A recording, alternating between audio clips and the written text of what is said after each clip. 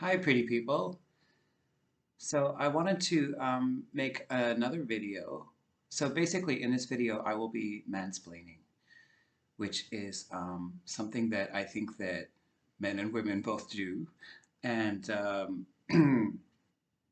I think that there is a tendency a little bit more with men who have studied topics and enjoy showing off what they know. Um, Now, the reason that I'm talking about mansplaining and some of the various things that have come out about the Williamson campaign recently are things that I might criticize about Marianne Williamson. I also don't think that these are like huge issues, but as a spiritual kind of critique of what she is purporting to stand on, I think that it's a little bit relevant, especially as I had talked before about when she was speaking with the Martin Luther King. Um, it's like a church, basically, and a charity, right? And she had been talking to that group in a chat, and how to approach contentious conversations. And then Loretta, I'm just going to say Loretta because I can't remember her surname, but she had talked about being at a Klan meeting and then how she responded to a really condescending comment from one of the people at that rally, I guess it was, and she had been asked to speak. I mean, I didn't know that this sort of thing happened. Anyway, um, okay, so basically, there was recently a town hall in, I believe it was Florence, South Carolina, and there was a young man, Marcel. Oh, I'm really going to blow all these surnames. Marcel something, who is a reparations activist and very well educated on the topic of reparations and the history of um, reparations in particular, and also of race in America. And he I mean, this sort of conversation. He asked a question, and then this conversation sort of devolved into contentiousness, which I think had to do with the fact that um, everyone was feeling their own identity and history very strongly. And I'm not going to comment too much on that because of the fact that I'm white and I'm neither Jewish or black. So I really don't think it's my place to kind of offer an opinion about that. But I wanted to say something about debating in general, which is the fact that I don't think that, like, okay, the Martin Luther King quote, which Marianne Williamson quotes quite a bit, is that you have very little political persuasion with people who can sense your underlying contempt. And I think that one of the symptoms of underlying contempt is when you either call someone a name or tell them what they're saying. Like, you're just saying that because you're Democrat, or you're just saying that because you're Jewish, or you're just saying that because you're whatever. It can be something really serious where you're calling their you're kind of referencing their ethnicity, or it can be something just like saying that it's because of privilege or because of this or because of that, and or because of lack of privilege or lack of education or something like that. So as soon as you start kind of what is Ben Shapiro says ad hominem, but you have kind of lost your credibility when you go there. Now, when Marianne Williamson was talking about what she was going to do differently this time, she talked about counterpunching, which I was really excited about because I thought, oh, great, she's going to, bring the fire. But I was envisioning more like with the Biden administration and um, the establishment and reporters who are being sleazy. I didn't think that it would come out so much with like Nick on RBN or this young activist in South Carolina, because I think that reparations is a very important thing because it's the right thing to do. It also, as it happens, is a very powerful policy in terms of getting attention. And I think that it is really important to be as zen as possible when talking to people who are Black themselves and are ADOS and have obviously are in the best position to know about their own history. So you want to be as zen as you possibly can and soft in your debating. Now, that's not to say that I think that, for one thing, like you can never argue with Black people, or you can never argue with someone who is from an oppressed position. But it is to say that, you know, unless you're in their circumstances, you can't know. I didn't want to devolve into all this. What I really wanted to say is that as soon as you get into some kind of name calling, now I think that there are 3 names that came out over this whole thing, which I wish were retracted. One was the name that was, someone was accused of mansplaining, and I believe that that should be retracted. Because I don't think they were mansplaining, I think they were filibustering.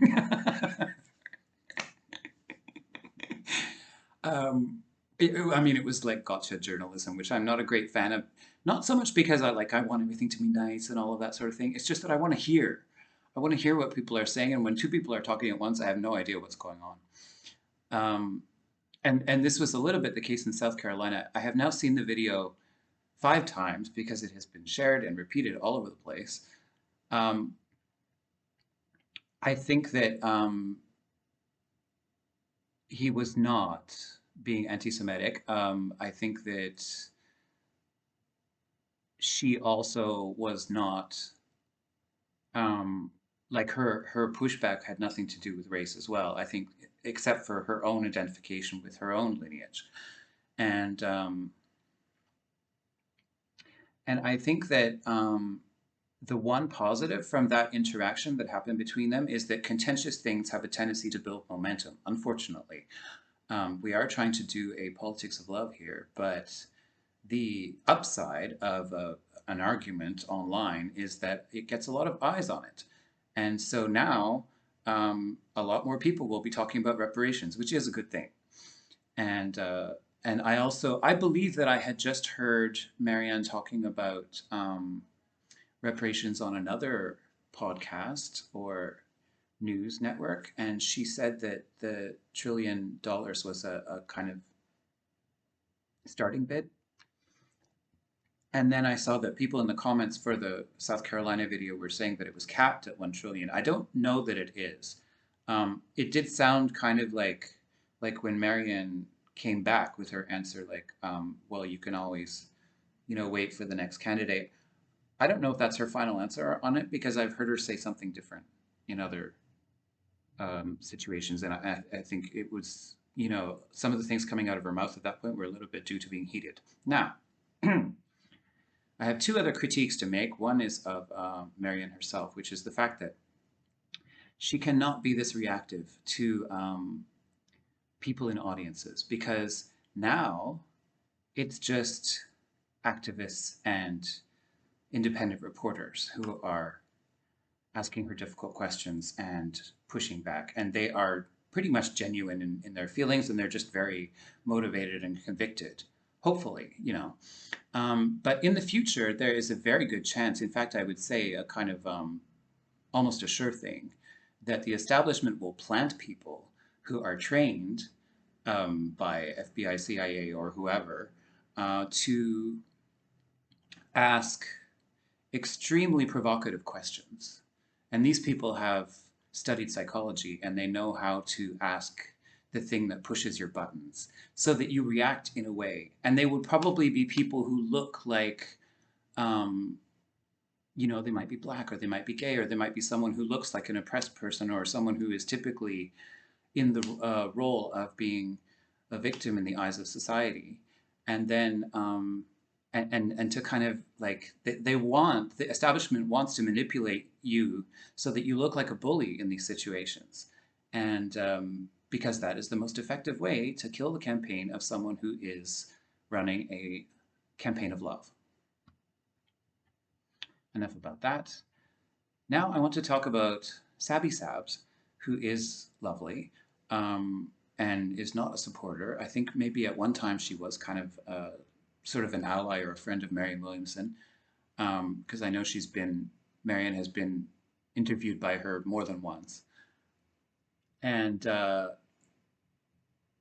she just put out a video talking about the discussion in South Carolina. And I think that she made so many great points. She was making so many good points. And it was really, really great. Like she knew all the history and she brought receipts like for all of the stuff that Marcel was bringing up in terms of reparations and how like Obama had facilitated 2014 something about reparations for the Holocaust survivors. And now all of that was really, really great. And I also thought that Sabby, like she asked for Marianne to apologize to Marcel, which I would agree with. I mean, I think that it would be nice, you know, as someone who is running a campaign of love, and also the fact that Marcel didn't really do anything wrong except ask questions and also say that the number was insultingly low, which is not really that contentious thing to say. That was kind of always going to be something that was going to be raised. Like Marianne knows that very well. I also feel like Marianne should know like who's coming to her town halls. Like this is a guy who's primarying Clyburn, so I feel like her team should be able to inform her of who's going to be there and what their policies are, especially since he's a kind of Marcel is sort of a prominent political figure in South Carolina. And anyway, so she could have been prepared better. Anyway, what am I on about? Yeah, I think that, oh yes, so then Sabby was breaking all this stuff down, and then she said that she was getting Karen vibes from Marianne. And I got furious. Okay, I understand that Karen is sometimes a term that is used casually for women who want a refund at Starbucks for their coffee being not hot or something like that. But it is also a term that is used for women who threaten to call ICE facilities and women who call the police on people of color loiter, you know, hanging out in a park saying they're looking suspicious or something like that. And I think that it's quite a serious thing to say. So, okay, so what I want to say about all this is that everybody is arguing by calling names, and I think that it's not a good way to get any point across if you're saying mansplaining, if you're saying Karen, or if you're saying anti-Semitic, basically. I think all of those things are ending up weakening everything, and then the point doesn't get anywhere. Now, on the upside, these videos are probably all going to go viral now, so that's good. Because everybody loves a little bit of contention. And then, you know, if it's like identity, it's even more because our egos are invested. So anyway, but I just want to remind everyone that the kind of greater goal here is the politics of love, which is includes everyone. And I mean, you know, we kind of have to practice it every day in every situation, whether it's on the internet. I mean, I recently called someone a name in a comment section because they said something about Ouija boards, and I was like, no, you're into Ouija boards or something like that. And I I rolled it back. Like I said, yeah, you're probably right when he said, oh, you're just name calling. And I was like, yeah, you're right, I am. Anyway, yeah, the only person I'm not mad at in this whole situation is Marcel, who I actually think, I hope he wins.